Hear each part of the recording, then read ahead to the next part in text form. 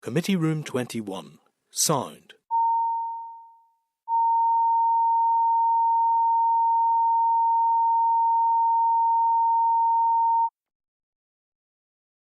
Committee Room 21. Sound.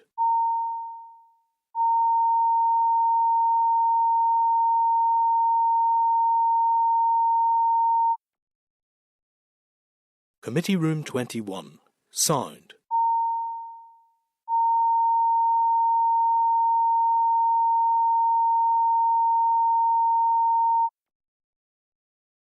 Committee Room 21. Sound.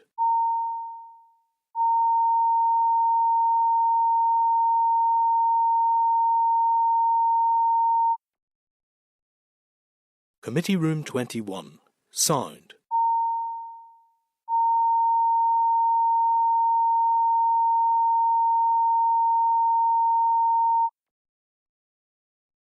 Committee Room 21. Sound.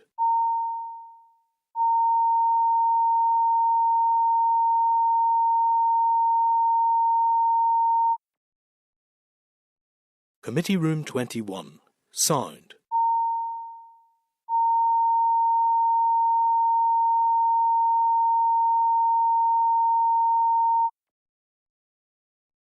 Committee Room 21.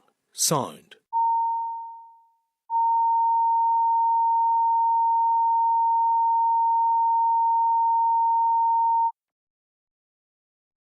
Committee Room 21. Sound. Session. If we will just wait to see if we have any visitors or for the public gallery. Members, just a reminder that the meeting will be recorded and broadcast throughout Parliament buildings and online. I've been asked again to remind you about the enhanced new audio and video equipment in committee rooms, so that side conversations are quite often picked up by the microphones. Louise, how are you doing? Yeah, I'm good. Good. Louise, good morning. Morning. Okay. Have we any further declaration of interest? Nope. No? Me anyway. Okay. Are we in open session? Tom, declaration of interest. I noticed there was a letter on today's pack. I'm declaring interest in that, and that I've been working on some time now. Okay, thank you. Yep.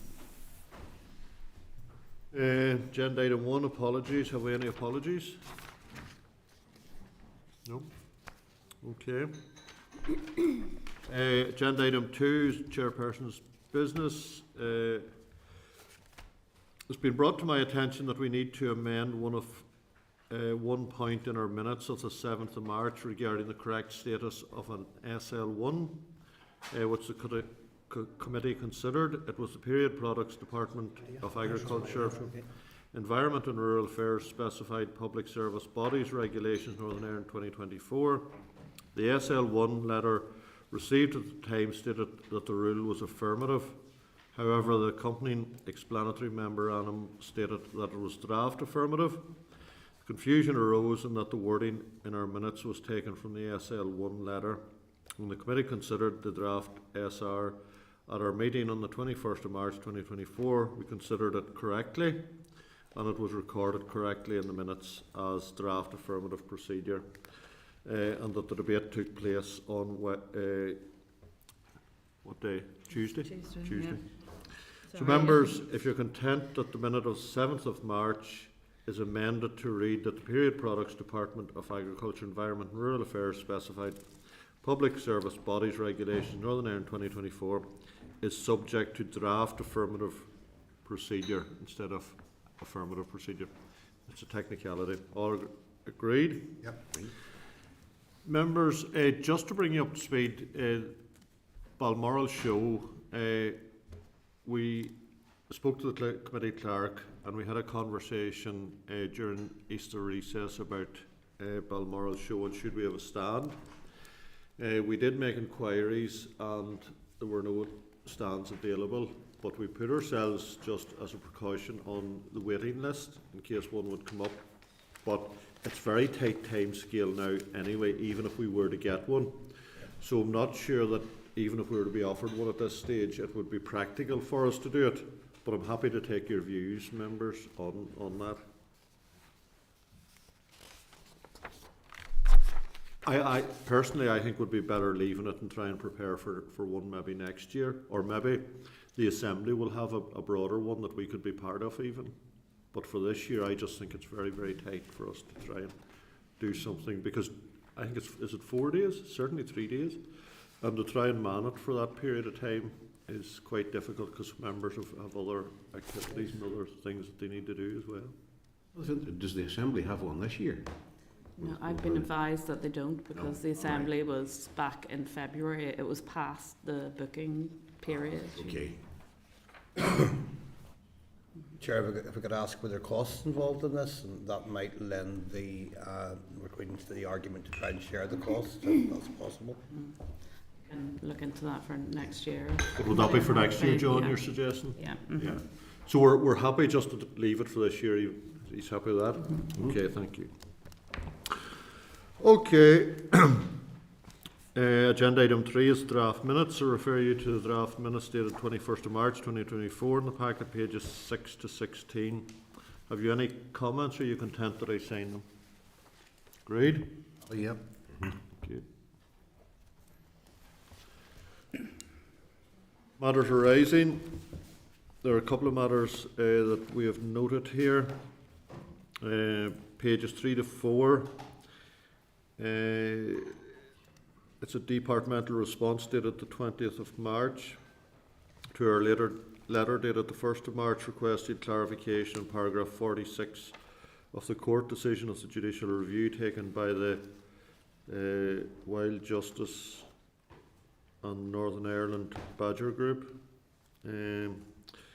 Committee also asked if a wildlife intervention in targeted areas of high incident rates on bovine TB qualifies under this specific sentence. The response notes that paragraph 46 specifically relates to the Wildlife Northern Ireland Order 1985 and the protection that it provides to badgers and badger sets. Article 11 of the order provides an exception to those protections, and Article 18(1)(c) provides the power to grant licences authorising these activities to be carried out for the purpose of preventing the spread of the disease. Response goes on to say that no licence has ever been provided by NIEA to interfere or destroy badgers for disease control purposes outside the Veterinary Service Animal Health Group project. Are you content with that clarification? We were really seeking clarification on that. Is okay? Okay.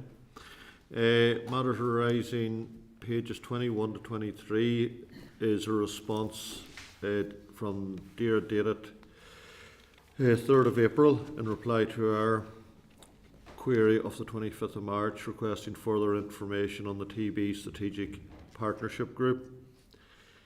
It's basically saying there, members, you will note that a draft report has been received and officials have recently provided feedback and comments to the Strategic Investment Board. So are you all content with that as well? There's not much we can do about that while that report, I suppose. Is there, Clerk? Unless we... Anybody, any other comments on it? Nope. Okay. Matters arising, Department response dated 27th of March in reply to a letter we forwarded to the Department from the Ulster Farmers Union regarding stakeholder engagement on the ammonia strategy. I think the Farmers Union wrote to us complaining that they hadn't had any further engagement around that, so we forwarded on to the Department. This is their response. Can I suggest we forward on to Farmers Union for further comment, unless anybody hears any? Is that fair? Chair, can I ask for some clarification of that? Yes, John. Is it normal business that people would send us their correspondence for us to forward to the department? On first sight, I had assumed this was something we'd been copied into, which of course would be entirely normal practice. But I'm not that comfortable with the, instinctively not that comfortable with the situation where people would be drafting correspondence to send to us for us to send to the department. Surely the business minded way to do that would be for the person to write to the department and copy the committee. Otherwise, we become a post box, and I'm not sure that that, quite frankly, is a good use of our resources. Look, if we take a general decision on that, that will be the same for all correspondence, wherever that comes from. Then, John, I think so. We need to decide that. I'm happy that we have that discussion.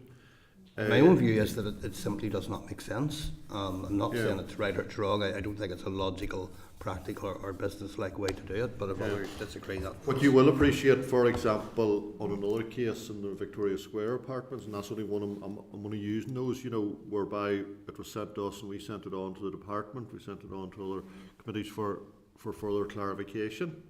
So I just assumed this was similar. But if we're going to do that for one, we'll have to do it for all. We can't pick and choose, John, I think. Chair, and I might need to know then the distinction between an item of correspondence that is sent to us for us to action, and we decided to send it to the department or a department, and if this isn't the case, then I'm content. One where we were specifically requested to forward to the department, which is the one that I'm referring to, would be less than sensible. I'm not sure it did ask us, did it, to forward? I think we took that decision. No, the committee took that decision. I mean, it's not unheard of that we get letters like that where people send us what they've sent to another party, and then the committee will Because decide. there's one coming up here, and we may or may not discuss it, where some facts and figures have disputes over accuracy around ammonia monitoring, and I would be cautious of us getting into the position where we're representing a position that may not be accurate in these circumstances. I'll say you on the Chair, the only distinction I would draw there is I don't think necessarily one size fits all in regard to this, because there could be issues raised with us as individual members of the committee which are of grave concern, and then we would be remiss in our responsibilities and duties if we didn't raise them here. Yes. So I think it's a case of just clearly, if there are instances where somebody's copying us into correspondence they've sent to the department, well, then you're duplicating work, and why do that? If there are facts and figures that are questionable, well, we're not there to be an advocate or a champion for inaccurate details or whatever, and I'm sure the department, if the judgment was to the committee to refer the department would rectify that. So I think in terms of it, it's just going to be a case of judge each case in its own merits. Yes. Okay. Okay. Anybody else? So are you content then that we look at each piece of correspondence and judge it, as Patsy says, on its own merits? Is that fair? Okay. And in this case, are you happy that we send this response just back to the Farmers Union? Okay. All right. Matters arising, page 29 to 30 of your packet, response from the Minister dated 29th of March in reply to our letter dated the 15th of March, requesting information on the potential of compensation for farmers regarding flooded agricultural lands. I think in principle what's that saying, there's still an assessment going on, but it's very much subject to budgetary issues. Yes, Michelle. No, just on that point, with regards to potato growers, predating our time on the committee, and obviously the floods of sort of the autumn time, I had met with the department, and then subsequently I met with the Minister with some of the farmers from my own area who've been particularly impacted by flooding, and their land obviously is still flooded, and their concerns really about not only sort of the loss of crop, but also the investment and the loss of that investment then moving forward in order to be able to invest in sort of forthcoming seasons as well. And there is a real concern, particularly in relation to the horticultural sector and the sustainability of it, given the weather. And I think there's some of these issues are being conflated just with regards to the weather from June and July, and also that particular period, late autumn, where there was sustained rain, which did destroy large swathes of land. I understand that there isn't going to be a scheme for those particular growers, which is incredibly disappointing and is going to make it quite an impact. So I'm not sure whether there's something that we need to maybe to have a conversation broadly about sort of weather incidents, because this is something which is going to happen periodically, and I suppose it's just the differentiation that's made between businesses and farmers who are also businesses, but will impact obviously food going forward. Can you remind me, Michelle, or anybody, there were a couple of other times whenever particularly potato growers were significantly impacted. Was there compensation at that time? I remember one time back, it must be 12, 15 years ago. There may have been, there certainly have been for fishermen and some others maybe in the past. So it's not. There is a precedent, I think, for that sort of intervention.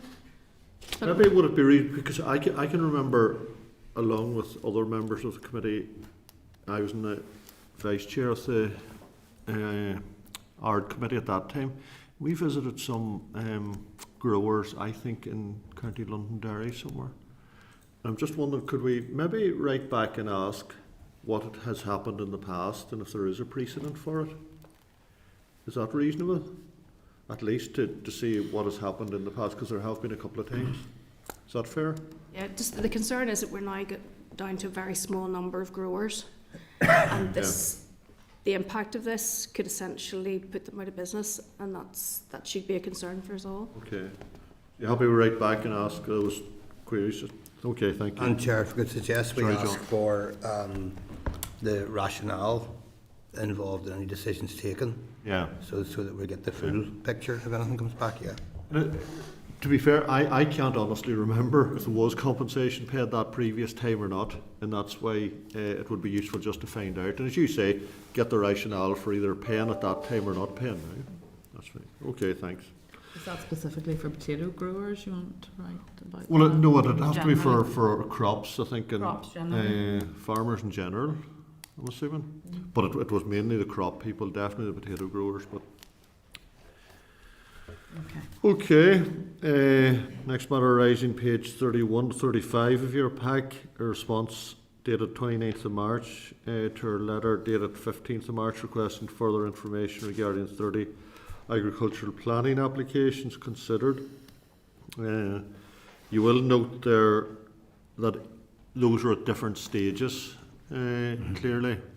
Don't know whether there's much further comment we can make. Anybody, any comment around the room on that at the moment? That they're all quite clearly at different stages, those, and it's difficult for us to take a broader view on it at this stage. Okay, happy to know. Okay, next matter raising page 36 to 42 of your pack. Forwarded response dated the 27th of March from the department to the clerk of the Economy Committee in response to a letter from the committee to DAERA requesting information on renewable energy planning delays. Any comment on that? No? Okay. Next item arising that I have is pages 43, 44 of your pack. Response dated the 8th of April in reply to a letter of 15th of March requesting further information on the ammonia monitoring stations. Department confirms that there are 28 ammonia monitoring stations in operation across Northern Ireland, providing monthly measurements of ammonia emissions. Prior to 2010, there were only 3 ammonia monitoring stations. Then DAERA commissioned a research programme with the UK Centre of Ecology and Hydrology and AFBI to establish an additional 25 stations. All quite interesting, any? 2019, you said. Sorry, prior to 2019, I said 2010, apologies for that. There were only 3, so it's quite recent that those additional 25 have been put in place. Any comment? Maybe it was me raised that because there was some wee bit of, well, it was hard to interpret what had been on the document provided to us for the UFU meeting, and there was a bit of was it 3 or was it 28? And so that clarifies it for us. That's good. Thank you. Okay. A query, Chair, if I may. The letter states that the 25 additional monitoring stations are scheduled to operate until 2025, and I'm wondering if it would be worth trying to clarify what happens after that. Okay. Because if that is the case, we would be going back to the 3 that was originally referred to. I'm assuming they're strategically placed, those, you know, I don't know how they decide where to place. It might be useful to ask what criteria is used. All content? Thank you. Okay. Next matter arising is pages 45 to 47 of your pack. A response dated the 8th of April in reply to our letter 25th of March seeking department position on consultation regarding EU regulations on the movement of livestock. This is something I had raised. Department confirms that it is not aware of a consultation regarding EU regulations on the movement of livestock. However, it advises us that the European Commission published a proposal for draft legislation on the protection of animals during transport. That was me raised that actually, so I'm just wondering, would you be content if we go back and find out a bit more about that legislation, and if there was a consultation on it? I'd just like a bit more, because it's a big issue, you know, the transport of live animals. So are you happy that we go back and find out a wee bit more information around that, just, and what stage that's at, and if there was a consultation? Okay, thank you. Okay, agenda item. Anybody else with any matters arising? I skimmed over those. Just a quick comment from me, Chair, and with your discretion, I think it was brought up or possibly raised at the previous meeting just before Easter. The regulations for the farming for the for generation scheme was agreed by the committee at the meeting on the 7th of March. Based on the information that was provided by officials at that stage and scrutiny of the committee to the SSR, including the question that I had asked in and around the costs, the committee went on to agree the SR. Obviously, Chair, you advised the committee that it had received correspondence dated the 19th of March from the department regarding the regulations for the farming for generation scheme and the cost of the pilot scheme. The department had advised that the cost is approximately 1.5 million and not in fact 150,000 that was previously provided to the committee. So look, I suppose just a point to note that in my view, and obviously I would say, I'll not speak for maybe everybody here, but in our roles as MLAs to scrutinise information that is given, that it's totally unacceptable for a department or any official. And look, I understand that sometimes inaccurate figures are given, maybe out of mistake, but I suppose it's just a quick point to note, and hopefully it's not reoccurring. Chair, I did. Obviously, the department liaised with me on that, and it was, you know, a simple error on the day, and the official was very apologetic about it. But do you wish us to write? Or? Just to highlight it, if look, you've made the point well, Anya. Yeah. So are you happy that we leave it at that? Oh, that's because it has, they are aware of it. Yeah. So, okay. Okay. Thank you for that. All right. Go on to agenda item 5, which is briefing from the Competition Markets Authority. So I welcome the officials here, Ms. Louise Close, David Middlemiss, who is here in place of Cecilia Parker Arana, and Lucy Ayer. You're all very welcome. And over to you to make a presentation. I know you're no stranger here. So, not on this side of the table, Chair. well, I understand that, but over to you, and I'm sure you'll be happy to take some questions. Absolutely. Thank you, Chair. I'd like to take this opportunity to thank the committee for inviting us here today. The CMA welcomes the opportunity to appear in front of the committee, and this is actually the first time the organisation has presented to a Northern Ireland committee, so thank you very much for the opportunity. As many of you know, I'm Louise Close. I'm the nation's representative for the Competition and Markets Authority for Northern Ireland. My role is to ensure that stakeholders in Northern Ireland are aware of the work of the CMA, but equally that the CMA is aware of the issues and challenges being faced in Northern Ireland from a competition and consumer perspective. I'm joined here today by David Middlemiss, who is the Director of the Sustainability Task Force, and Lucy Ayer, who is a Director of Markets. Before I hand over to my colleagues, I just thought it would be useful to give you a very brief overview of the role of the Competition and Markets Authority, and also some of the work that I've been doing over the last year. So the Competition Markets Authority, or the CMA, is an independent, non-ministerial government department with a UK-wide remit. It's the UK's principal competition and consumer authority, and it's there to help people, businesses and the economy by promoting competitive markets and tackling unfair behaviour. The CMA has a wide range of functions.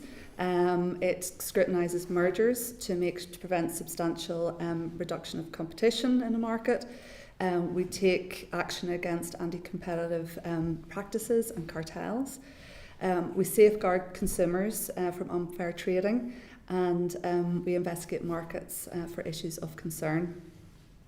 Additionally, our remit extends to monitoring the UK internal market through the Office of the Internal Market, and advising governments on subsidies through the Subsidy Advice Unit.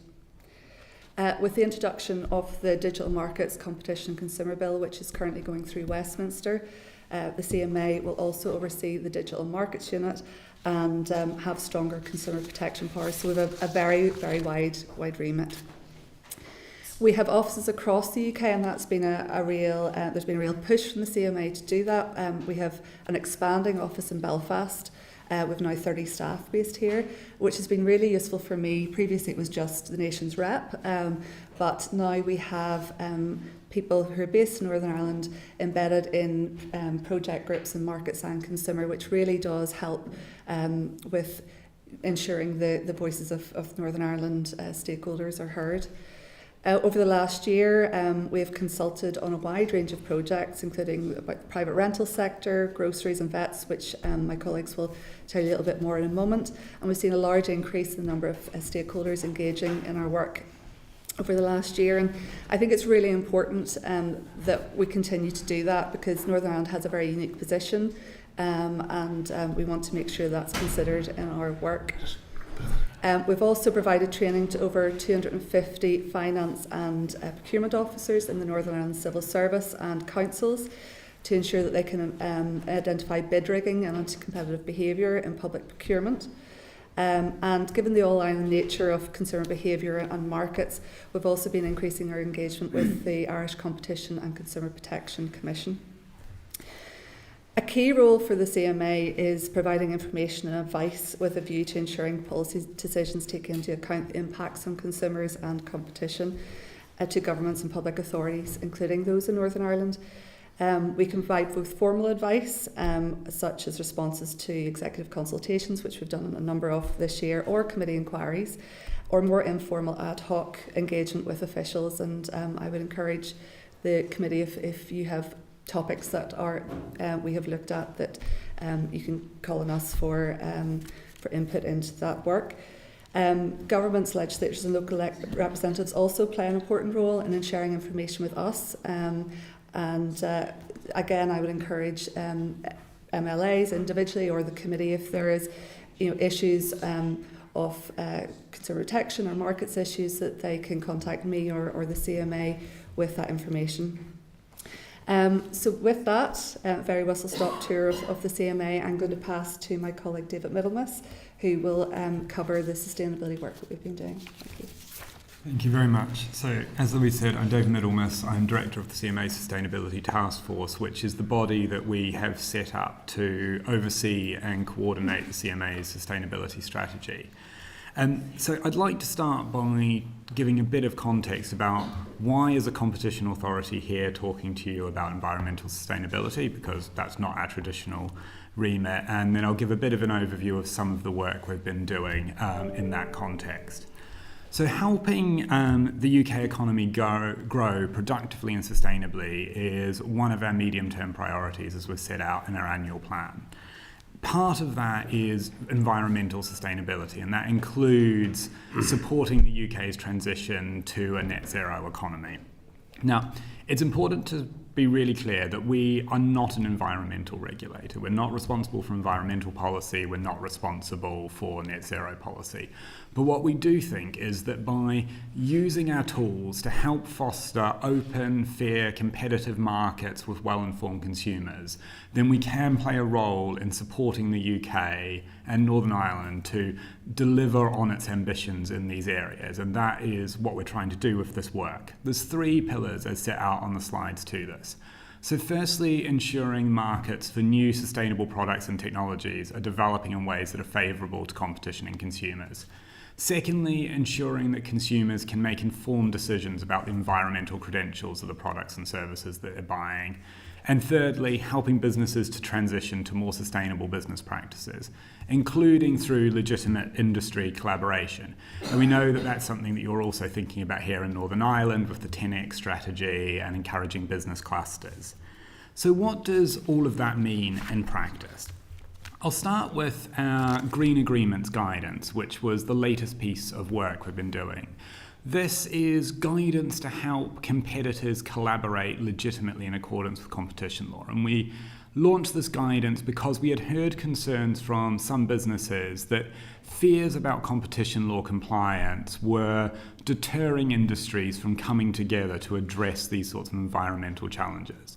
Now, it's great that businesses are taking competition law seriously. You'll never hear anyone from the CMA say otherwise. But if that spills over into deterring legitimate, genuinely beneficial environmental initiatives, then that's not an outcome that benefits anyone. So we've used this new guidance to try and provide businesses with more clarity about what can and can't be done in the context of competition law. And we've made a real effort to make it accessible, including for businesses that don't necessarily have past experience of dealing with competition law and dealing with the CMA. We've received a lot of positive feedback from this, but we also recognise that the guidance can't answer every question. This is a new area, there's a lot going on in it, and that is why we have quite exceptionally also offered an open door policy where businesses who are considering these types of environmental agreements can come to us from further guidance, and that can then lead to additional assurances about non-enforcement, protection from fines. We've published 2 pieces of informal guidance to date, and as you'll have seen from the briefing, both of those were in the food supply chain sector, but this is an offer that is open to all businesses of all sizes right across the UK. And what we hope is that if there's one message that businesses will take away from all of this work that we're doing, is that there is a lot of really good, beneficial work that can be done in the environmental sector that doesn't run into problems and run into concerns with competition law. Another pillar of what we've been doing is our Green Claims Code that we published in September 2021.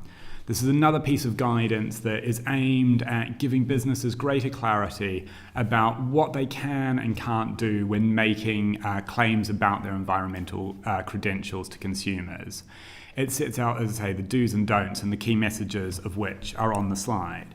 It's absolutely right, we believe, that businesses can and should be able to celebrate the improvements and the environmental work that they're doing, but they need to be transparent about that. And if they are exaggerating their claims, or if they are failing to be transparent about the harm that they may still be contributing to or causing, then that's where consumers risk getting misled. Now, this guidance applies at all levels of the supply chain, so it's obviously applying to retailers, those selling directly to consumers, but it can also apply to manufacturers, distributors, wholesalers, as well as online retailers and marketplaces. And we've followed this up, as you will have seen from the briefing, with 2 pieces of specifically targeted consumer enforcement work. One in relation to the fashion retail sector, which we've just recently concluded last month, and the other in relation to fast-moving consumer goods. So that's household essentials, things like foods and toiletries. And that leads nicely on to some of our more sector-specific work that we've been doing. As you will all be aware, particularly environmental sustainability, and particularly the sort of issues around climate change, have led to new markets that simply didn't exist a decade or 2 ago. And as I said in my introduction, we want to ensure that those markets are working well and delivering for consumers and for the UK as a whole.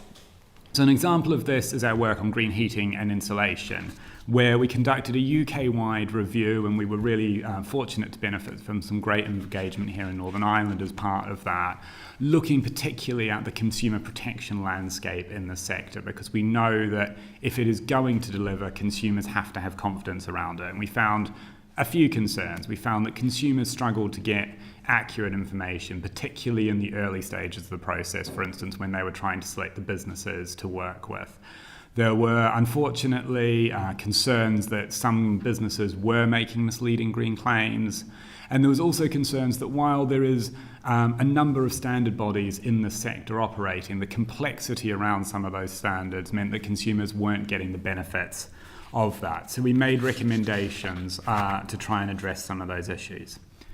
We've also looked at electric vehicle charging, which again is another, as you're all aware, emerging market that is rapidly developing. And again, as I suspect you all know, there is a big gap between where the UK is in the electric vehicle, the rollout of charge points for electric vehicles, and where we need to get to by 2030 to meet anticipated demand. And that gap is particularly stark in Northern Ireland.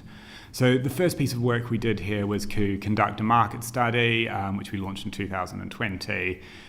What we did as a result of that was make a number of recommendations, both highlighting the importance of competition in the sector, but also having the right regulatory framework to drive the level of investment that would be needed to meet that rollout.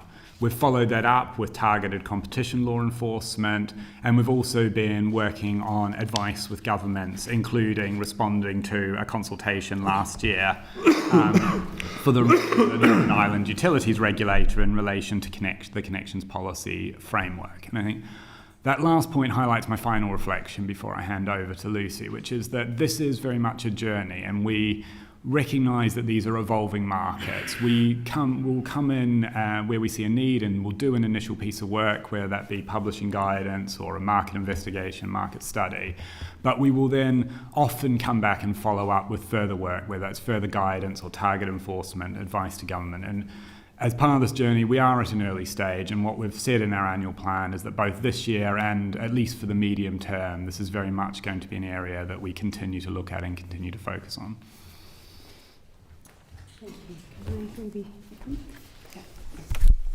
Chair, as I understand, you'd like us to carry on with the presentation and take questions at the end, is that right? Yeah, that's fine. Thank you. Great.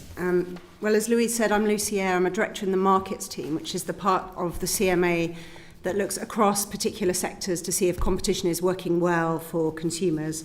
And I'm going to talk to you about two pieces of work that I've been leading over the last year, which is our look at groceries in terms of retailer level and food manufacturing, and also the work that we're currently undertaking in vets. So in terms of groceries, it all started because of the very high and persistent food price inflation that was remarkable about a year ago, really. Record food price inflation, and people were particularly concerned because it was continuing to go up and be much, much higher than normal inflation. So some costs were starting to rise more slowly or fall, and food price inflation continued to rise. And that led to accusations of greedflation and profiteering, particularly from supermarkets, but also food manufacturers. And we felt that there was a role for us to gather some evidence and take a kind of neutral view on this, which is what we did. It's not our job to control inflation, so our remit was to ensure that competition was working well in the interests of consumers. And so the particular question that we asked ourselves was whether weak competition in food manufacturing or food retailing was keeping prices higher than it should have been. And we were able to gather quite a bit of information from manufacturers and retailers and various stakeholders to try and answer this question. And so I'm going to talk you through what we found. I mean, firstly, we found lots of reasons why food price inflation was particularly high and why it might have risen more slowly and fallen more slowly than normal prices. In particular, the war in Ukraine pushed up energy costs, which had a huge amount of impacts. And then costs of other food products and labour costs were high, and there were labour shortages driving up labour costs as well. but particularly focusing on the competition aspects and whether they contributed. We looked at two things. We looked at consumer behaviour and market shares, and we looked at the profits of the retailers. So and this is a bit of a CMA technical graph, but just the high-level thing to understand from this is that the market shares of the different supermarkets have been moving around, which shows that consumers are alert to the different prices they can get from retailers, and they're able to shop around and move. And the particularly striking thing here is the large increase in market share in Aldi and Lidl, and the decrease of market share in Morrison's, which I know isn't a particular presence in Northern Ireland, but it shows that people are tuned into these price differences, and they're punishing the supermarkets that are charging higher prices than their rivals. I would say that this was a UK-wide piece of research, and we got profitability data and market shares across the UK. There's some particular factors which I think are a bit different from Northern Ireland, which I'll pick up at the end. In terms of profits, we got profit data from 11 supermarkets. And whilst it was true that aggregate profits, the gross profit had risen, partly because prices had gone up, when you look at operating profit and margins, and these graphs show profits for the industry aggregated, profits had fallen quite a lot during the inflationary period, which suggests that costs were rising and supermarkets were not able to pass on these cost rises completely to their consumers. And that's a result of the quite tough retail competition that I was just talking about. So this reassured us that at least at the level of retailers and supermarkets, they weren't using the inflationary period to exploit consumers and raise profits unduly, raise prices unduly and profits. We next turn to look upstream at food manufacturers and processors. This is a really complicated sector. As I'm sure you're aware, there are thousands of actors in the food supply chain, farmers, processors, manufacturers, distributors, and each supermarket sells tens of thousands of individual products. So what we did is we focused on 10 product categories, which we thought would give us an overview of how it worked, and we tried to pick products that were important to consumers and where prices had risen particularly strongly, but also gave us a range of different types of products, ones where brands were important, ones that were key parts of the consumer basket, ones that were a bit more discretionary and people just bought haphazardly when they felt like it, like lemonade. And we felt that these products, just quickly divided into 3 broad categories. So we looked at infant formula, baked beans, mayonnaise and pet food. And brands are really important here, and perhaps as a consequence, profit margins are quite high for these categories. And then we looked at bread, lemonade, chilled desserts and ready meals. Brands are still important, but own label is quite strong, and profit levels are a bit lower here, but tend to be much stronger for those who make branded goods than the own labels. And lastly, we looked at milk and poultry, which are sort of commodity type goods. People really observe how much these cost in the supermarket, so they have to keep the prices for these low, because these are the types of goods that people use to compare value in stores. And although there's quite concentrated supply, we found low margins for these, and they're exclusively own label. And we got profit data from lots of manufacturers, and we talked to them extensively about how they sell their goods to retailers, how they see competition, why costs have gone up. And actually, although we only looked at 10 product categories, there was a lot of consistency, but the big difference was between those that make branded goods and those that make own label. And I could talk about this for a long time, and I won't, but essentially the message is that we thought retailers were able to get pretty competitive deals from their own label suppliers. They're pitching for big tenders for example, the supply of Italian ready meals to Tesco for 4 years, and the costs are really transparent. They almost have an open book of what their suppliers are doing. So if costs go up, they see that, and if costs go down, they see that, and they put the pressure on to keep prices low. And consequently, I think that pressure, particularly for the own label things, is going up the supply chain. So we felt that when it came to own label products, retailers were getting quite a competitive price from their suppliers, and because it's quite competitive between supermarkets, they were able to pass that on. When you come to the branded manufacturers, things are a bit different, because if you want something from Heinz, you can only buy it from Heinz, and so there's much more of a bargaining situation there, and the outcome, they're negotiating over prices and levels of promotions and shelf space and prestigious shelf positioning. And the outcome of that bargain depends on the relative power of Heinz Beans versus Tesco's, essentially. And that's a tough negotiation on both sides. And one thing we observed was that actually prices for some of the branded goods hadn't been particularly squeezed during this time. Costs had gone up, and actually prices had gone up in some cases by more than costs had risen. So the brands were able to kind of maintain their margins for a particular amount of product. But what we also observed is that there was a huge amount of switching where, similarly with the supermarkets, where consumers had been switching to the cheaper supermarkets, going to Lidl instead of Waitrose or M&S, we also observed that a lot of consumers were noticing this relative price difference and were moving to own label products. And as a consequence, a lot of the branded manufacturers have overall seen much lower profits for this period. And I've put exciting graphs on that, but I'm just going to skip to the conclusions, which were essentially we didn't feel that weak competition had been driving the higher prices in food and groceries, though we did notice that some brands had been able to maintain their prices. They'd lost overall profits because people had switched away, but people who were staying loyal to these brands were maybe getting less good deals than own label purchasers and less good deals than they were previously getting. Which leads me to the kind of however, which might be of more interest for you in Northern Ireland.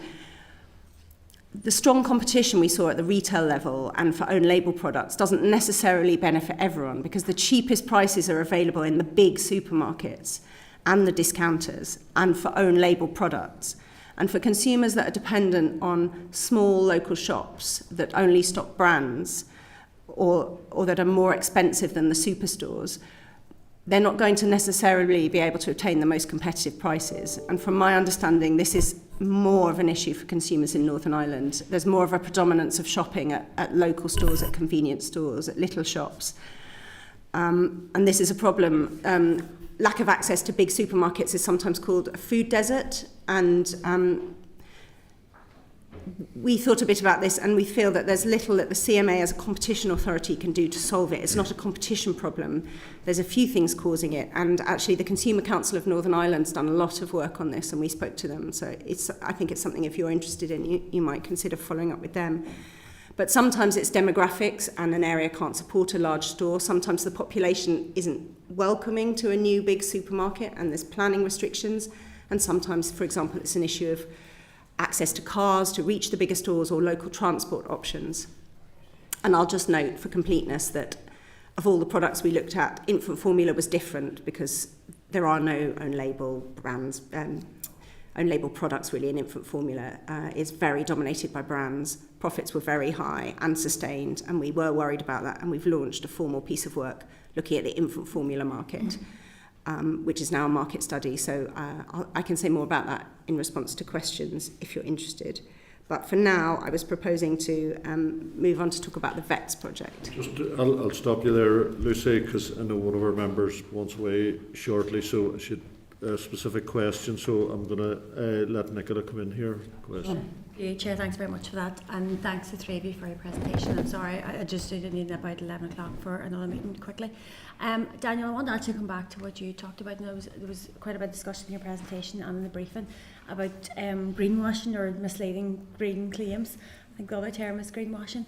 How big a problem do you think it is, really? And what do you think we can do about it? I know you said you'd made recommendations there. Maybe you can go into a bit more detail about that there, how we can keep companies, hold them to account to make sure they're actually giving accurate information about what they're doing. Yeah, so we certainly, it's I think quite hard to get definitive data on this, just noting that the absolute breadth of it, but there is, I think it is certainly a concern. I've seen some estimates that sort of suggest that, for instance, in terms of sort of online marketing, it might be as high as sort of 40% of green claims are potentially misleading in some way. So there is certainly a real sort of concern, and there's a reason why we and other authorities like the Advertising Standards Authority and various regulators are really focusing on this. And I think there's, in terms of sort of what we are doing about it, so there is a lot of business education that is going on at the moment. I've talked obviously about our Green Claims Code. As you may be aware, the Advertising Standards Authority is doing a lot of work and has been very active in this in terms of sort of general advertising, and this is certainly one of their areas of focus as well, and in various other sector areas. So there's a lot in terms of sort of getting that message out and sort of helping businesses to understand where the lines are drawn in this. There's also needing to have effective enforcement, and this is obviously something that we have been doing various bits of work in. Again, the Advertising Standards Authority has been very active in terms of sort of not just providing guidance, but also actually making adjudications in their work. And I think in that context, there is also certainly relevant that the Digital Markets Competition and Consumer Bill, as you probably know, will be introducing consumer fining powers for the CMA for the first time. And I think there's certainly a message that we are giving to businesses is the code has been published for a number of years now. You've had a number of years to get your house in order, and if you're not doing so, then we will certainly be looking and scrutinising that very carefully once those new powers come into effect. I think just to add, we've been doing quite a bit of work in Northern Ireland on the education piece. So we've been presenting with business in the community, and recently at the All Ireland Sustainability Summit on our Green Claims Code work. But one of the kind of unique features of Northern Ireland is we have a micro business economy, not even a SME economy. And one of the challenges we actually have is that sometimes actually businesses aren't stating their green credentials because they're nervous, or they don't know how to actually kind of work out what they should or shouldn't say. So equally, the work that we're doing is as much telling people what they shouldn't do as what they can do, because consumers are conscious about sustainability and what they're purchasing, and if businesses here could be missing out on opportunities as well. So we're going to continue that work, making sure that we're out at these various events and business events to make sure that our guidance is very clear and people know what they need to follow. That's very interesting, actually, because I think that when you hear about greenwashing, instinctively you think this businesses intentionally doing that there just to make themselves sound better, but maybe there is a certain level of misunderstanding with them as well. And certainly when you say, Louise, if they're not promoting the kind of green credentials that they do, that's important, I suppose, that educational piece around it. No, I appreciate that, thank you, and thank you, Chair, for letting me come in there. Okay, Lucy, I'll let you get back to the presentation. No problem. Now, but I would ask you to try and curtail it. It'll be very quick, yes. I just highlight what we're doing in vets. I think it's just worth clarifying that we're looking at vets for domestic customers, household pets. We're not looking at farm animals here. We launched an informal market review into veterinary services. One of the things that drove that was that we'd done 4 merger investigations, which had highlighted there's a lot of consolidation in this sector. So now 60% of the market is owned by 6 large corporate groups, and that was up from just 10% about 10 years ago. And this is a market that's important to lots of people. Well over half of households in the UK have a pet, and they clearly care deeply about it. When we launched a call for information, we got 56,000 responses, including 11,000 from people who work in the sector, which is probably equivalent to about a fifth of vets and veterinary nurses. Anyway, we've highlighted 5 concerns, which I won't go through in any detail because you can ask me about them afterwards if you're interested. But I mean, essentially, we think that there's a lack of transparency of pricing, both on websites and when you have a conversation with your vet. Also, ownership. When these large groups buy up the independent practices, they don't always say that it's now owned by a big group. They keep the branding, so people might think they're shopping around and getting choice, and actually they're not. And feeding into all of this is the way that consumers approach purchasing a vet service. You don't see it like going to the supermarket or buying a holiday. People don't bargain. People don't feel they're comfortable to ask vets for a cheaper option or to negotiate about price, because it can be quite emotional, and they see the vet as the expert that they must defer to. One concern we have is that some markets might have very little choice of first opinion vets, and that's partly because maybe the area can't support a lot of vets, or because of this consolidation, this mass acquisition of small practices by the large firms. And I've just put a little heat map on the slide that shows some areas of Northern Ireland have particularly maybe all the practices in this postcode district or 75% are owned by a particular group. And this is very preliminary work, and this is something we're going to look at in more detail to really understand whether this is a concern either here or in any part of the UK. One of our major concerns is that these large groups are also buying up connected services of referral centres and diagnostic labs and crematoria, and they have the ability to sort of refer customers to their own services. And so they've got this incentive to sell the most complicated, expensive treatments, and also to use to get people to use the services that they also own. And we're worried that because of the way people approach going to the vet, they could be quite vulnerable to this sort of exploitation, and that's something we'd like to look at in more detail. Fourthly, people can get medicine from their vet, or you can get a prescription and get it elsewhere, which is a lot cheaper. And vets are supposed to tell you about this, and they do with a notice buried in reception. And many people don't know about this option. And indeed, vets don't have a huge incentive to make that clear because they make a lot of money from medicines, and we suspect that it's quite profitable, but we need to look more into that. So that's something we want to look at.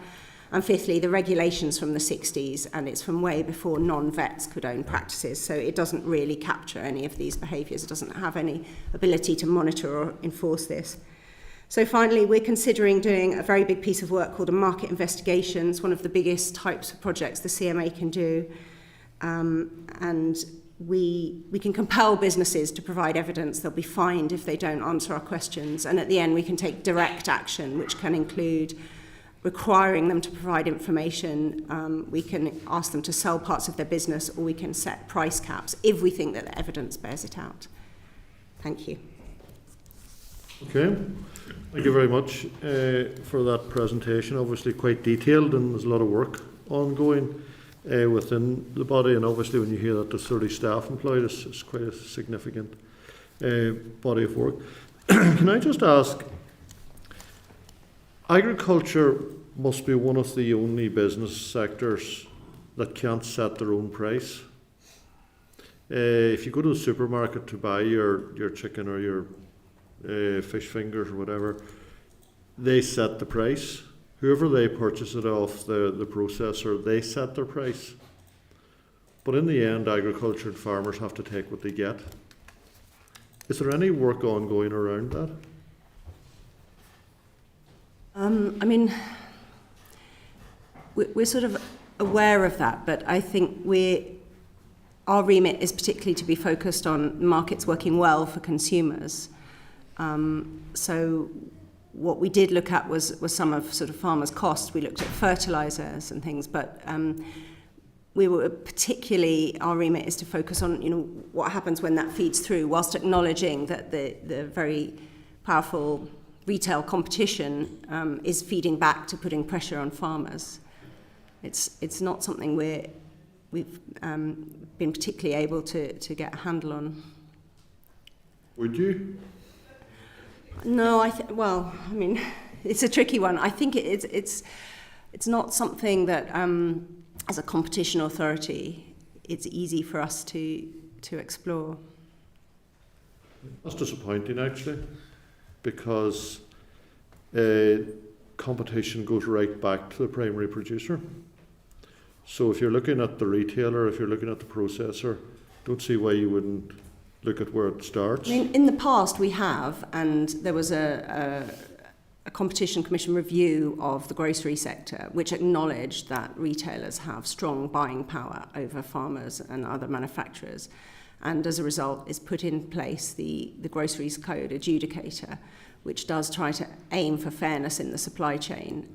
And I'm aware that that's made a real difference. I think I'm aware that there's also still further to go, but that they have a specific remit to try and ensure that people who are supplying the powerful retailers are able to, because I think in many cases it is an unequal relationship, but that they are able to get their fair deals from the perspective of suppliers. If you feel it's an unequal relationship, why would you not delve more into it and do some work around it? Well, I mean, as a result of our previous work, there is this body that has the remit to look at that.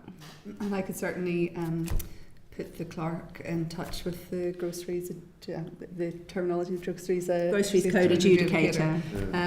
I could put you in touch with them, and it might be useful for you to speak with them. I know as well, whenever we're doing the study as well, the Ulster Farmers Union took part in our work as well and fed into the process, so it is something that we are aware of, but I think groceries adjudicator would be the next step to speak with. Would it be within your remit at all then to do any work around that or not? I think I might have to come back to you with a more detailed answer on that one, but I mean, you know, yes, inequalities in the supply chain are, I think, because it's something that we have looked at and said was a problem, and as a result instituted this body that has that specific area.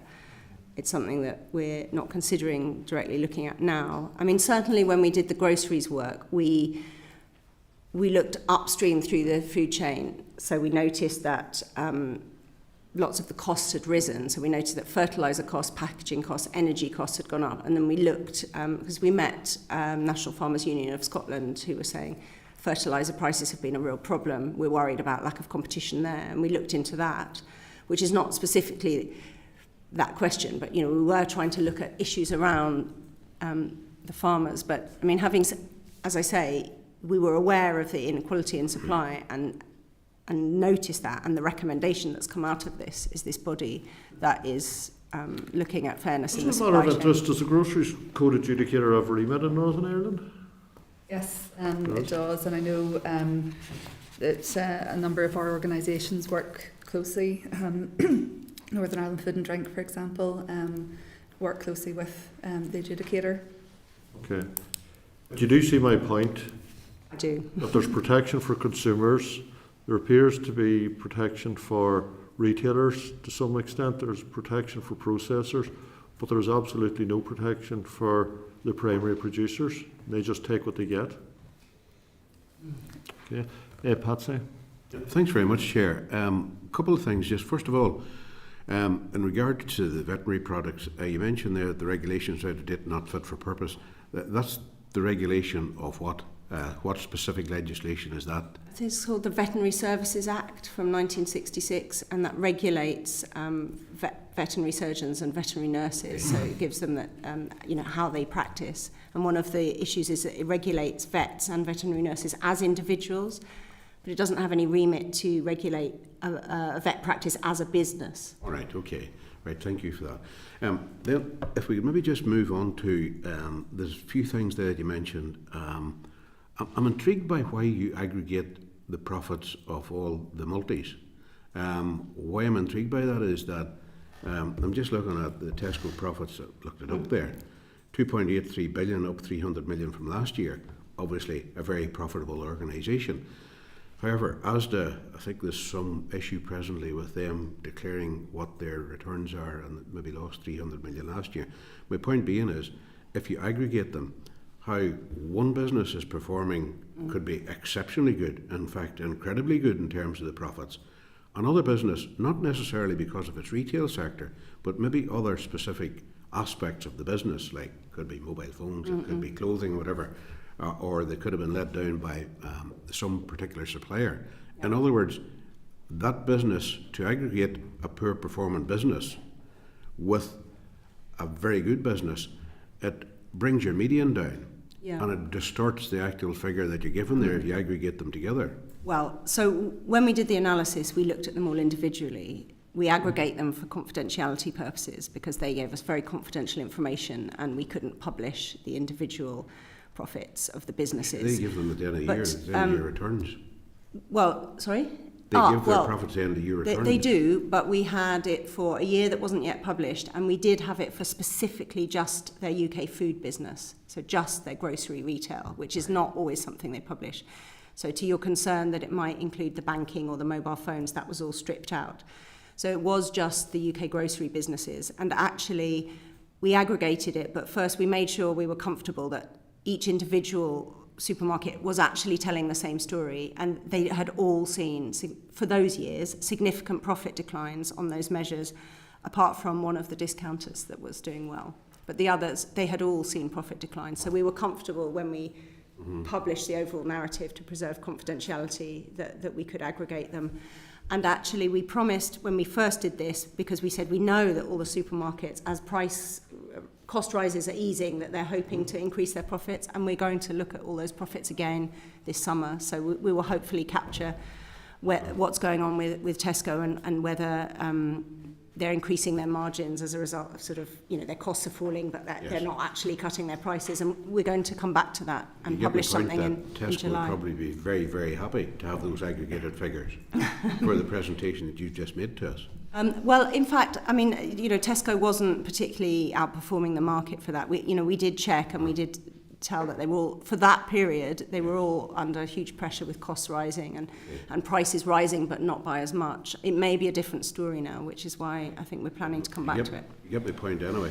Now, just one other thing, and that's EVs. To be honest, and I'm sure others here likewise, it's just become a hypothesis for many. Where I live, way out in the rural area, nearest charger, and there's probably only 2 or 3 of them in a town. It just does not make sense. And I don't know whether you've looked at the cost of these vehicles. Like a number of us were down in Fermanagh recently and met, not recently, about 6 months ago, and met a local rural group down there. And number one, they don't have access to much public transport. Number two, electric vehicles for them are just, that's something they play about with in London type of thing. And because you've got the range, that's the first thing.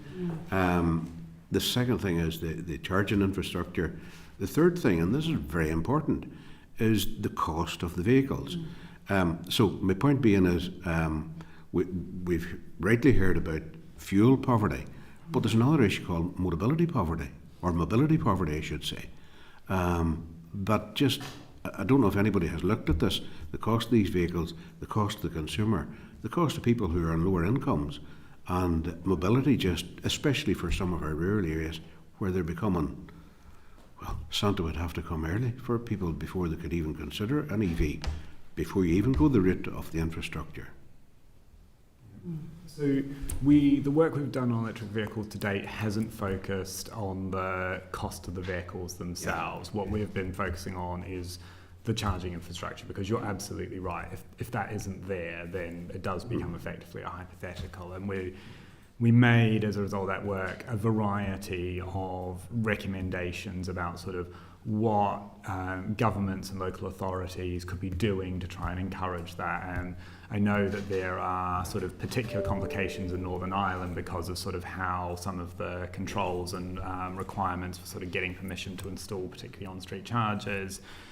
There's also, as you say, the kind of the cost of doing that. And so when we responded to the utility regulators' consultation last year, one of the things we said was that they should be trying to use their price control powers to look at how they can support the kind of high capacity infrastructure that's needed to do that and make that more affordable to get that there. So I think we completely agree on sort of the need to have that. For the vehicles themselves, we haven't looked at that yet.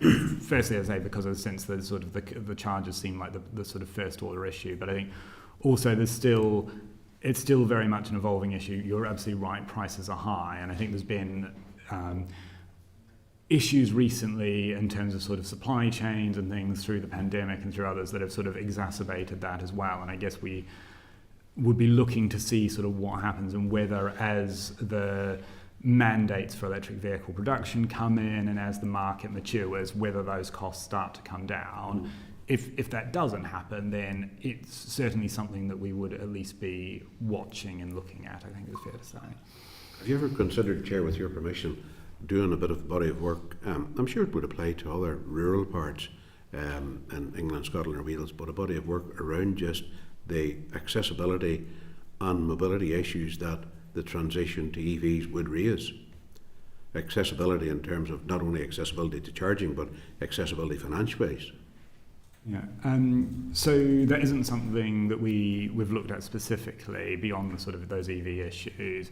I think we are very much sort of continuing to look at the issues that are coming up in the sphere because we recognise there is a lot, and so I think that's certainly something that we will take away and factor into our thinking around that. And it is something we are very conscious of, that there are a lot of sort of regional differences and that rural areas in particular do have a number of different challenges that should be being looked at.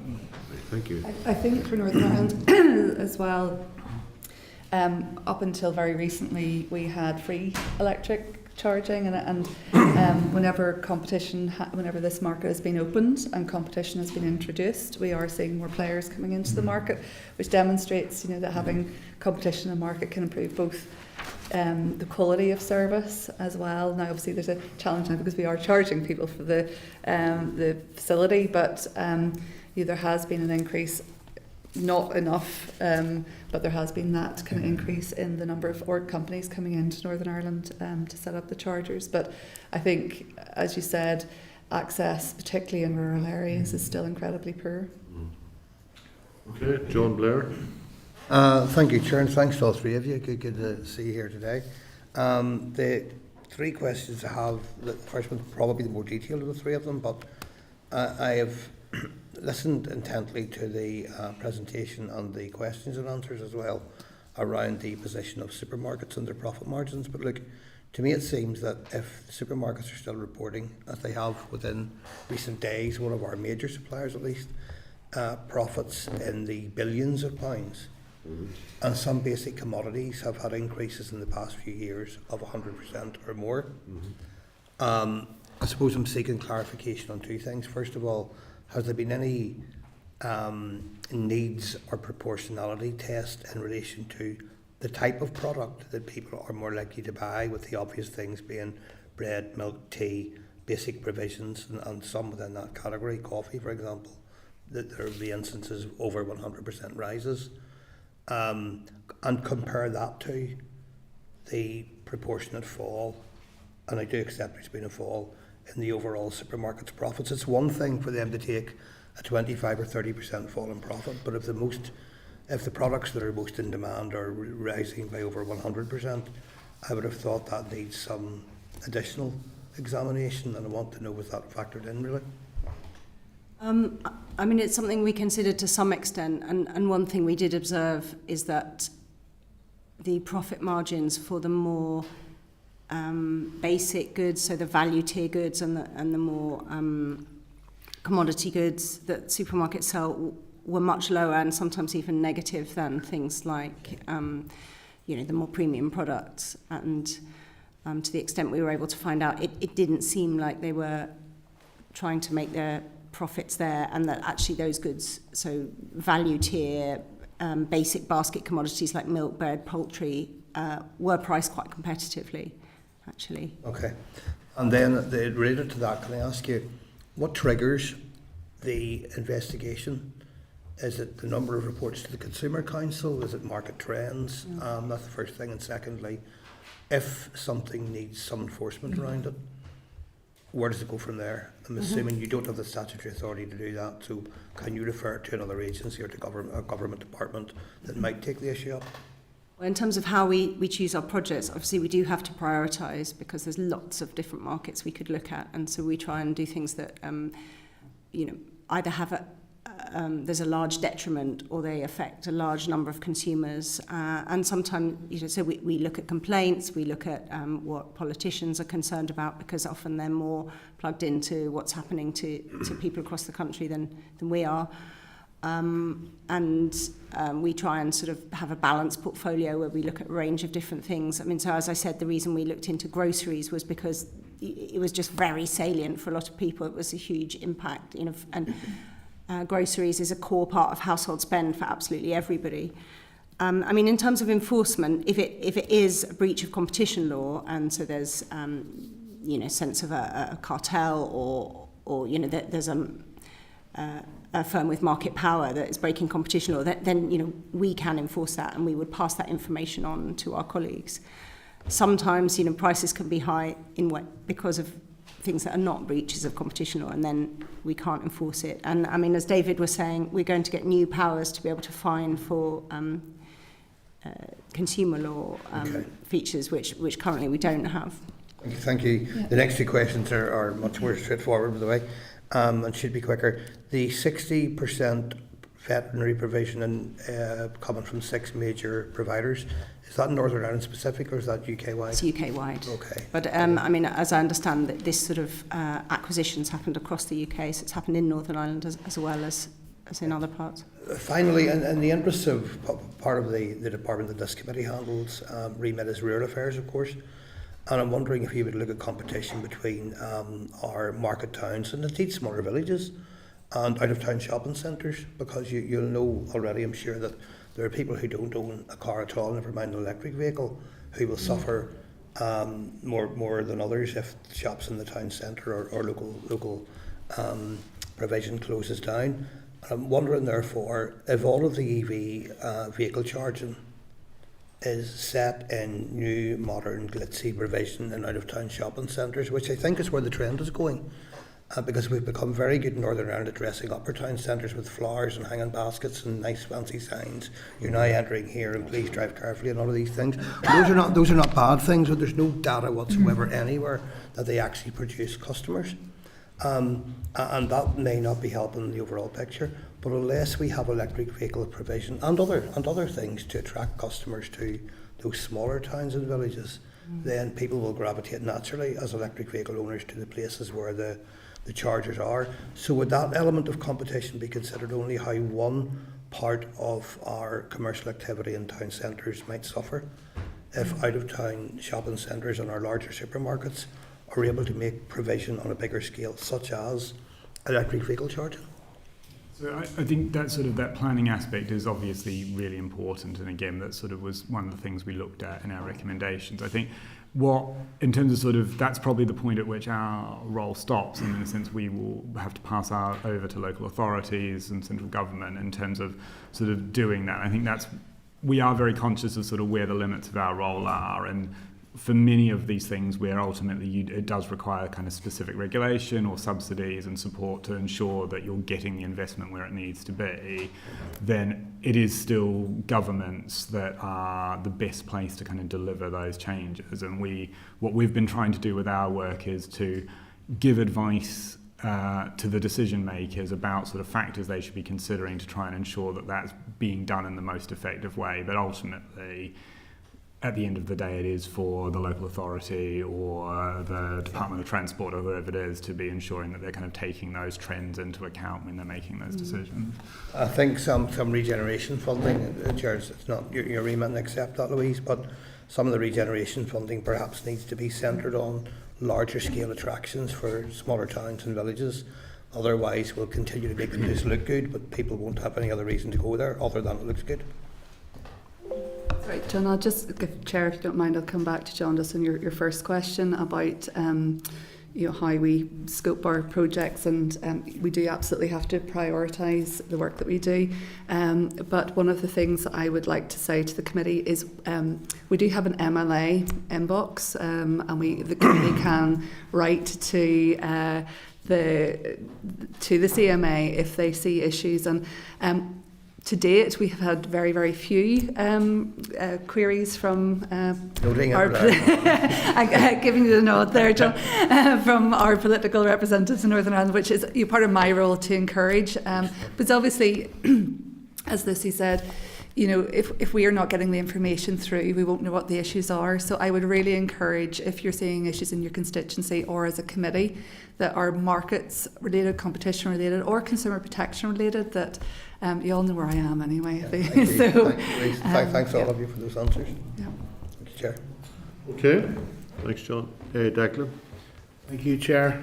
Thank you for the presentation. Sorry I missed the start of it. I just want to support some of the comments that the Chair made earlier. I think it's important to remind ourselves that the food and drink industry here in the north is absolutely massive. It adds about almost 5 billion to the local economy and supports over 13,000 jobs. But at the very start of that food chain is our 25,000 farm businesses, and most of those farmers are just hanging on by the fingernails, being forced to rely on subsidy because they don't get proper price for their produce. And certainly any farmers I know, if they could forfeit their subsidy for proper price for what they produce, they would certainly go for it. So I think that that's important. You know, if there's an issue that I think it's important for yourselves to look at, is to see that how can that be rebalanced to give better support upstream to the primary producer, where effectively the food production starts. And you also mentioned in your briefing the concern over the rising cost of fuels and fertiliser mentioned there as well. Is there any powers? Do you have any actual powers, you know, to try to reduce prices or ameliorate the impact of those on producers? Well, when we looked at energy prices and fertiliser prices, I mean, if they were breaching, so the NFU Scotland asked us to sort of consider whether it might be a cartel of fertiliser prices, and we did a little piece of work where we looked at fertiliser profits, and indeed, you know, they had risen when costs had gone up and some fertiliser plants had closed, and there was an imbalance between cost of production in North America and Europe, but it cost a lot to get it over. And then you could see as things rebalanced and new plants opened, the profits actually fell. And so we felt that in some ways we could see that there were sort of legitimate reasons why prices and profits had gone up, and then that had rebalanced it. I mean, yes, you know, if we can look into markets, and if we see that there's a competition problem, then we can potentially take action. I mean, I think sometimes there are things going on in markets that are not due to competition. And I mean, I think that there ultimately is a tension between people wanting cheaper food at the supermarkets and people wanting primary producers to get a fair price and be sustainable. And I think there is a slight tension there, and to some extent that's a trade-off for government to consider in terms of how to support farmers and the farming sector and throughout the supply chain. Just very briefly, Chair, thank you. The grocery code adjudicator, I understand that it only really applies to about 4 or 5 big retailers here and not to processors or any. You know, do you think that there's a gap there? Do you think the powers of grocery code adjudicators should be expanded or extended to make it more effective? It's not something I'd considered yet, but I think you're right that it mainly embraces those who supply to the retailers, and obviously that's the middlemen and not looking after the farmers. So, you know, I mean, that is something it could consider, and I wonder if, you know, maybe that's something you could approach them to ask about, and whether they have any plans to sort of spread that supervision further up through the supply chain. I think they're really considering, you know, where is the power in this, and that often lies with the big retailers. And so to the extent that they're squeezing their suppliers, who then are forced to squeeze further up, it does come down to getting a fair price, you know, when selling to the retailer, or fair terms generally. I'd just add as well to that, if I may, that this isn't sort of within the CMA's remit because of the Groceries Code Adjudicator is now a statutory body, but there is built into that statutory scheme sort of regular reviews that the Department of Business and Trade carries out. So there are sort of opportunities periodically to revisit how it is working, and I think the last one of those was carried out about 2 years ago. So. Okay. Louise, David and Lucy, thank you very much for that informative briefing, and I'm sure we will be in contact as the time goes on about various issues. Thank you so much. Thank you very much. Thank you.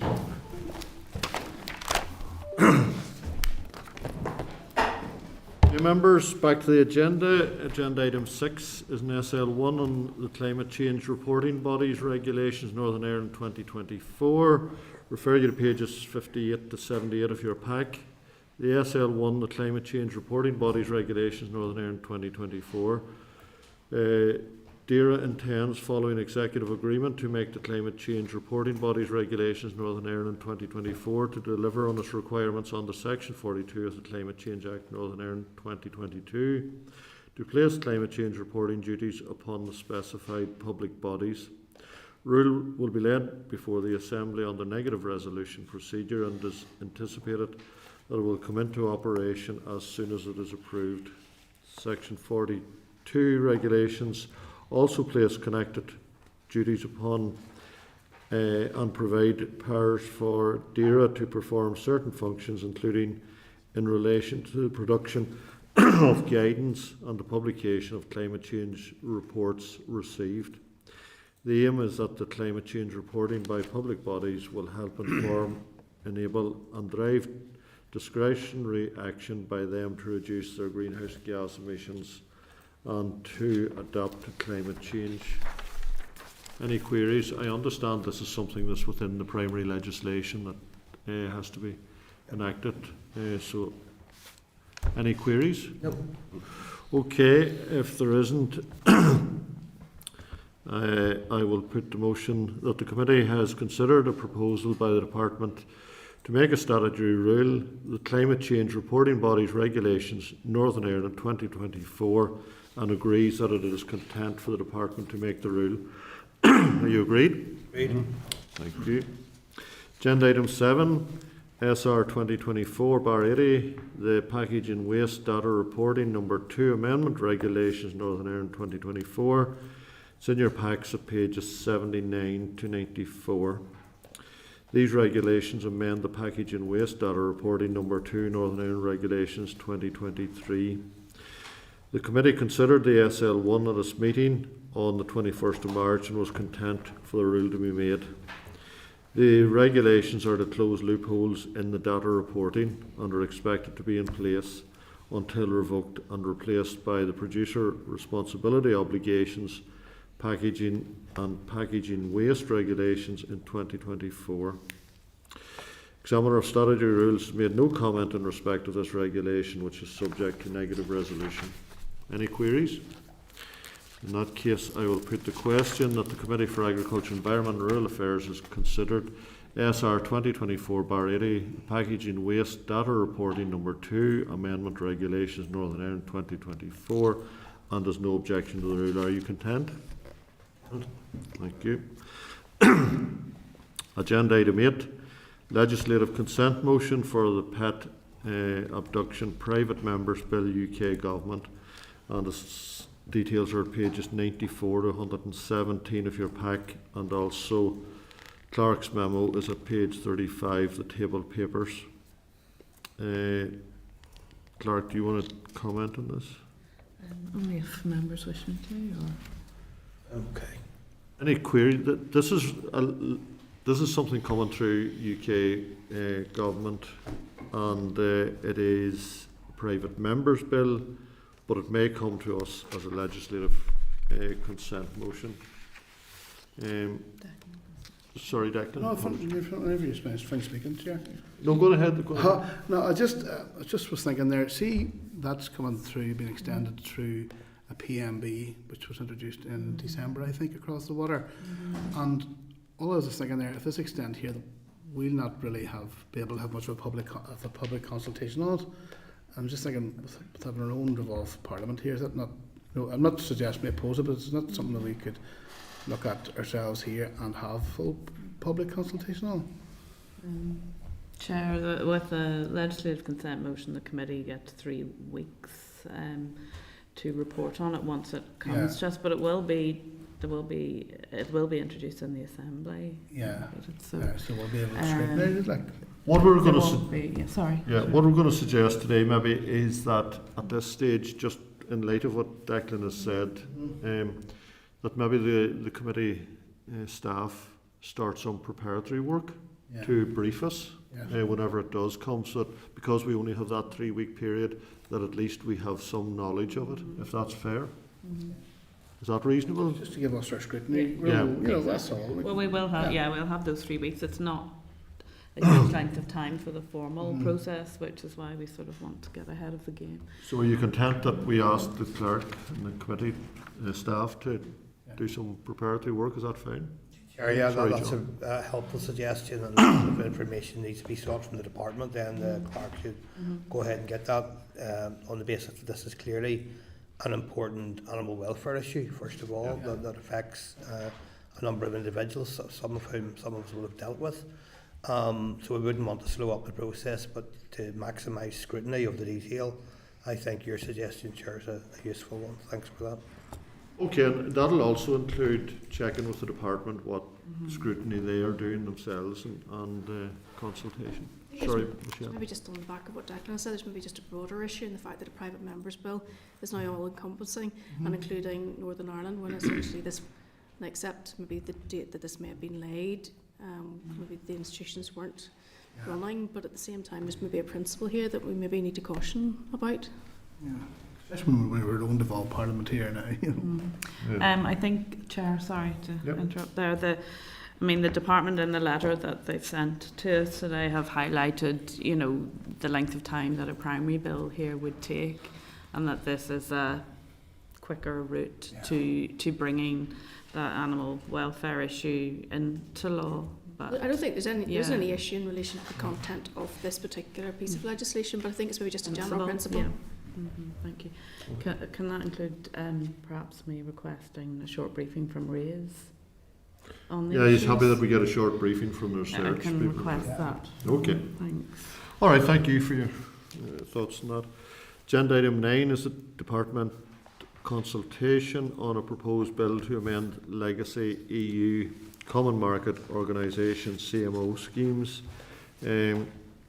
Details are in your packet, pages 119 to 143.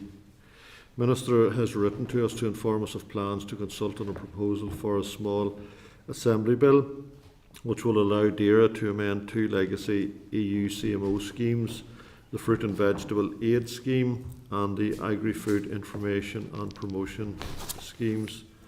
Clerk's memo is at page 120 of the pack and highlights that DAERA proposes to bring forward a narrowly focused bill that would make the funding for legacy EU Fruit and Vegetable Aid Scheme discretionary and provide a power to make subordinate legislation which will allow amendments to be made to the assimilated law governing that legislation which applies to Northern Ireland, and provide a power to make subordinate legislation which will allow amendments to be made to the assimilated law governing promotion schemes. Do you wish to make any specific input at this stage regarding the questions that the clerk has highlighted in the briefing at paragraph 8 in our memo, or are the members content to wait until we are briefed by DAERA on the outcome of the consultation? It's really only a consultation at this stage. I think probably we'll be more involved when it does come as legislation, if that's reasonable. Yeah. Yes, Declan. We should get officials to come speak to us, because I know that under the Agricultural Act, under Schedule 6 of the Agricultural Act, the Minister does have the power to modify retained EU legislation relating to public. So that's already in the Agricultural Act, and I know that Minister Poots did use that power. For example, we introduced the simplifications, remember last year. So I suppose the question is, why is the Minister, why do we need primary legislation here? Why can that power not be enacted in this situation? I think we'll ask that, at least to get a written briefing. My understanding, and again I may be totally wrong in this, is that may fall outside those particular pieces, may fall outside that, but I'm not sure, Declan. So if you're okay, check it out. Yeah.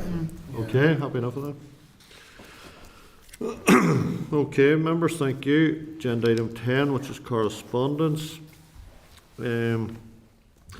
Correspondence are in your packs at pages 146 to 147 and 148 to 368. There's a couple of items I'll draw your attention to. Just to remind you that the House of Lords EU Affairs Subcommittee on the Windsor Framework sends us stuff on a case-by-case basis, and members can raise any concerns that they have. Pages 148 to 160 is a case from an individual who made a complaint against the Department for Maladministration. The complaint was also dealt with by the Ombudsman. You will see the email at page 157. As you're aware, the committee does not generally deal with individual cases. However, in this case, Tom Buchanan, who's a member of the committee here and declared an interest in this, was involved in his capacity as a councillor at the time. So I'm just checking if we wish to do anything with this, or Tom, if you want to make any comment on it, because you dealt with it as a councillor. Obviously, it's been through the Ombudsman's process. Yeah, but sorry, just to say that if any of you have read it in detail, there are some quite alarming almost issues in and around it, which the Ombudsman didn't seem to be able to deal with. Sorry, Tom. Yeah, and Tom was a councillor, and Emily at that same time, and I think the department has made huge errors in this particular case, and that has been confirmed by the Ombudsman's office. And it is the errors that was made by the department resulted in this individual losing his farm and being made bankrupt and losing his own home. And the department has apologised for the errors that they made, but it has only cost them £1,500. And this man has lost everything that he had. And I'm not going to go through all the errors are highlighted here as to what the mistakes that the department made in this particular thing, in changing the application form without informing the applicant that they changed it, which then enabled him to get the grant to build what he had built, his clay pigeon shoot. They also failed to take into consideration a letter from someone in America with regards to lead shot. He paid them £172 to carry out a feasibility study. Again, that seemed to fail, or it wasn't carried out to the proper procedures. So, the department has cost this man everything that he had. And, somebody to write a letter and state that there's nothing more they can do about this, I don't accept that at all. I think we need to write back to the department again, and back to the Minister maybe, and see exactly what steps they have taken, at least to ensure that this doesn't happen to another individual, as happened to this particular man here. I think we do need, the department needs to be held accountable in this particular situation. I should have asked, maybe you don't know at the start.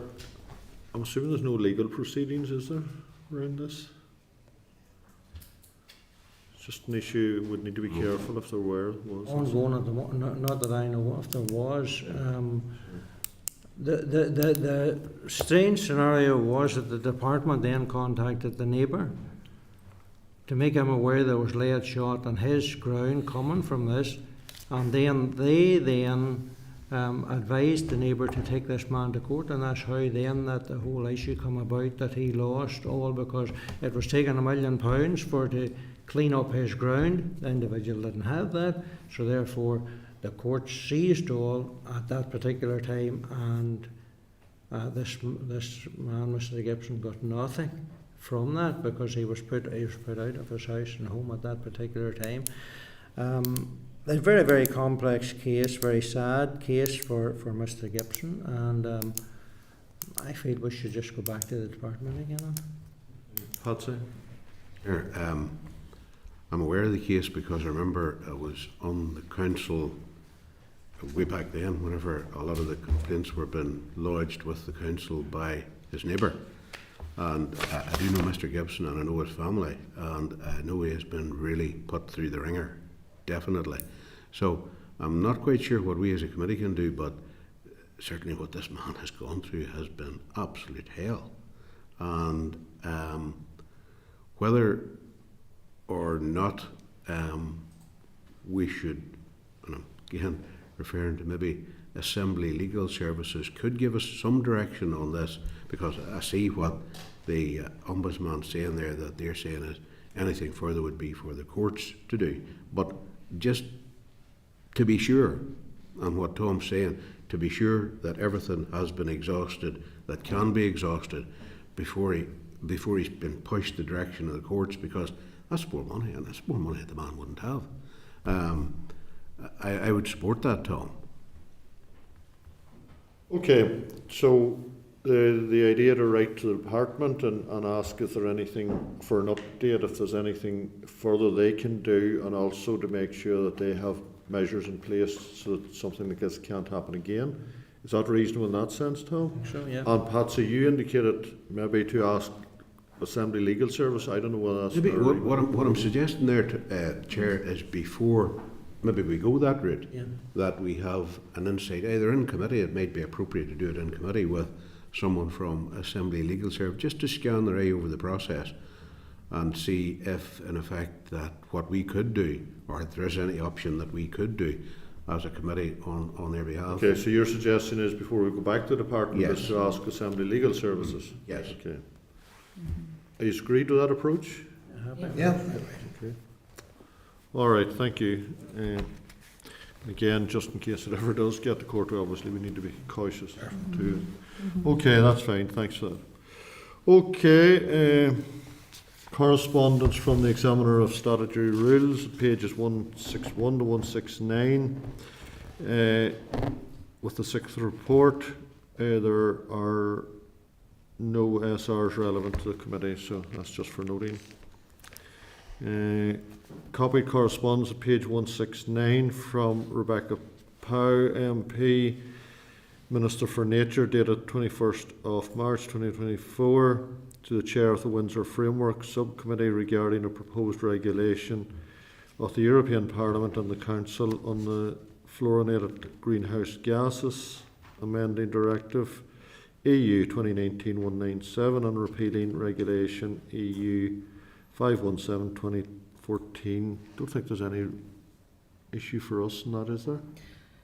No, we just agreed, Chair, to highlight them each week in case Okay. members had any specific Alright. issues. Okay. Again, copied correspondence in 170 to 172 from Claire Contino, MP. Again, about the carbon budget delivery plan. No issues for us. Correspondence dated 25th of March 2024, pages 173 to 180, from the Clerk of the Windsor Framework. DSC regarding the proposal to amend regulations on mercury. Windsor Framework considered evidence from the World Alliance for Mercury-Free Dentistry and agreed to forward it to the committee. Any comments on that? No. Okay. Correspondence at pages 181 to 182 from Lord Douglas Miller, Ministry of Biosecurity, Animal Health and Welfare. Again, Windsor Framework stuff. Any comment? Okay. Correspondence dated 25th of March at pages 183 to 251 of your pack. This is the Audit Office report on water quality in Northern Ireland rivers and lakes, which, to be fair, is a bit of a significant responsibility for ERA and this committee. So it is an important report that highlights recommendations that the committee may wish to discuss further with the department and or the Audit Office in due course.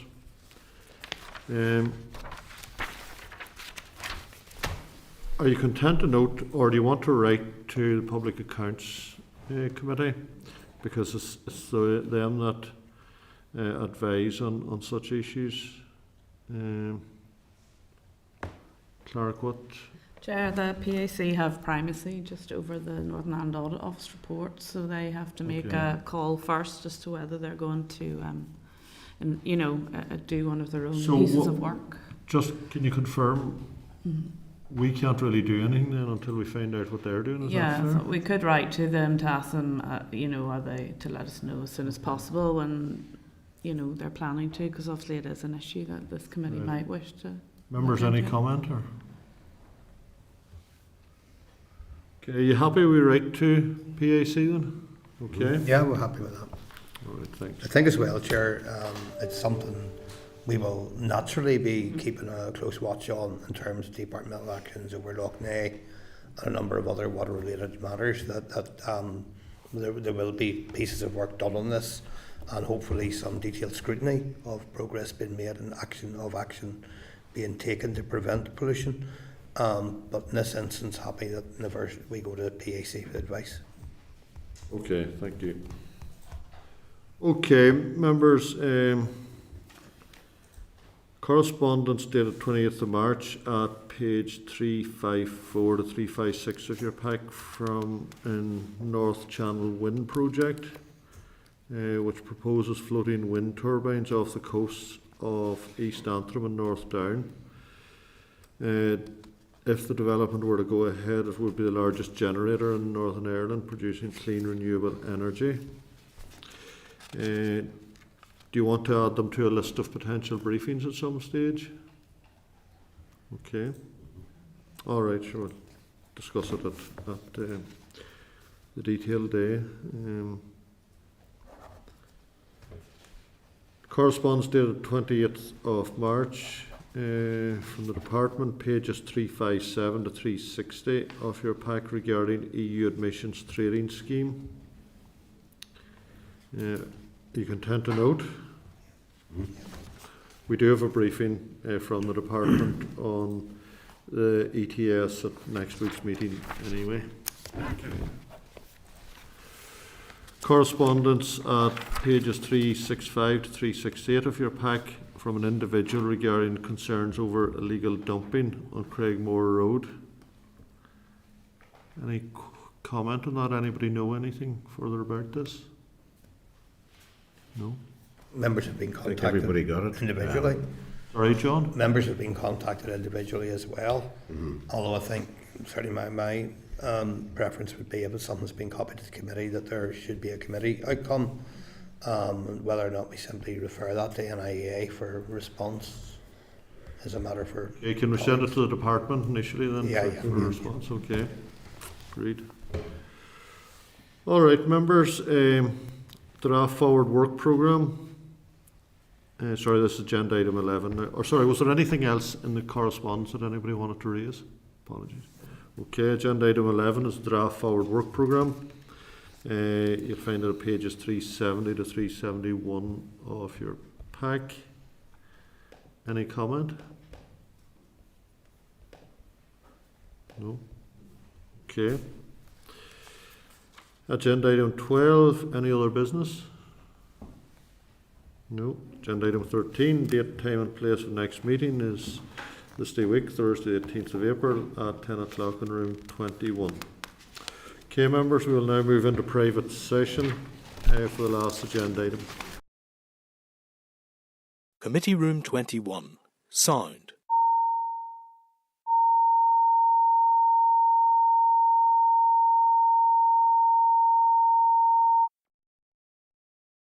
Committee Room 21.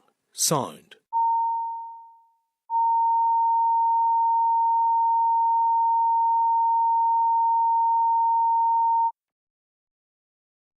Committee Room 21. Sound.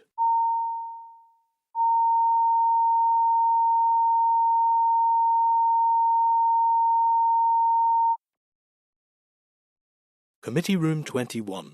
Sound.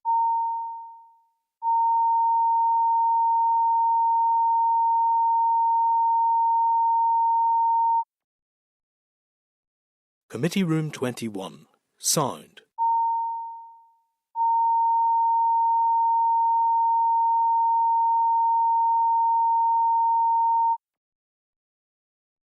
Committee Room 21. Sound.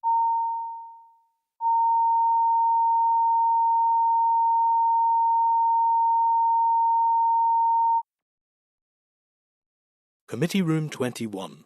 Sound.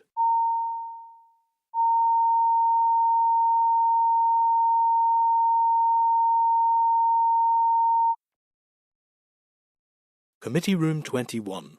Sound.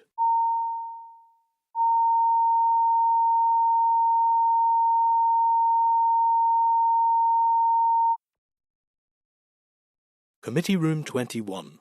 Sound.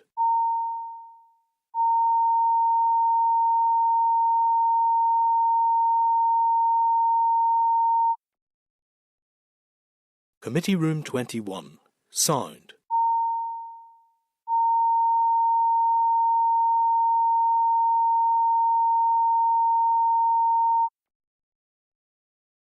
Committee Room 21.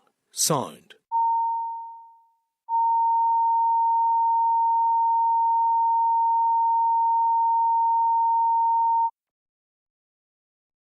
Committee Room 21. Sound.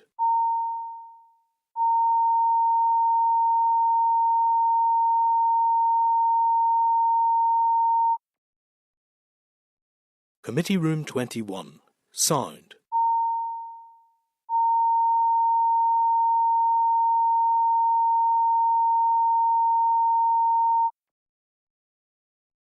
Committee Room 21. Sound.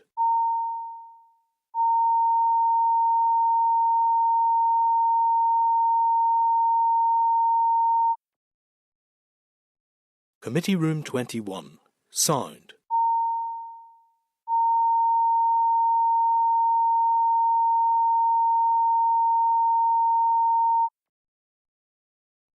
Committee Room 21. Sound.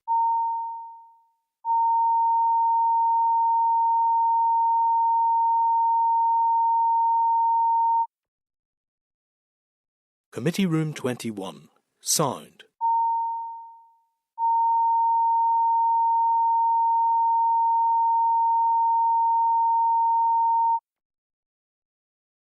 Committee Room 21.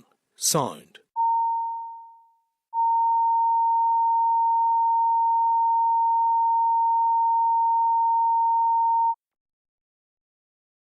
Committee Room 21.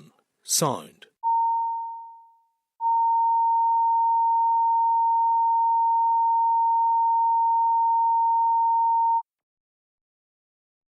Committee Room 21. Sound.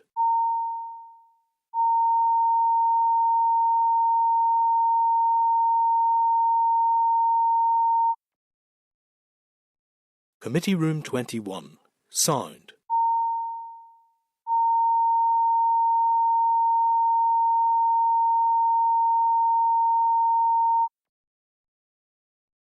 Committee Room 21. Sound.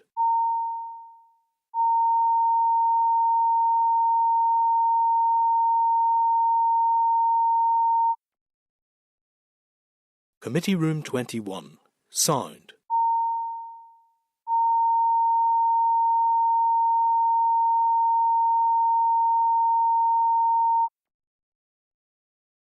Committee Room 21. Sound.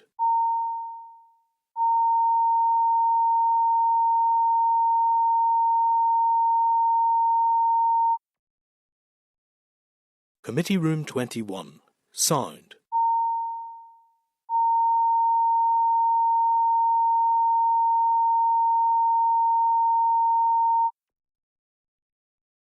Committee Room 21. Sound.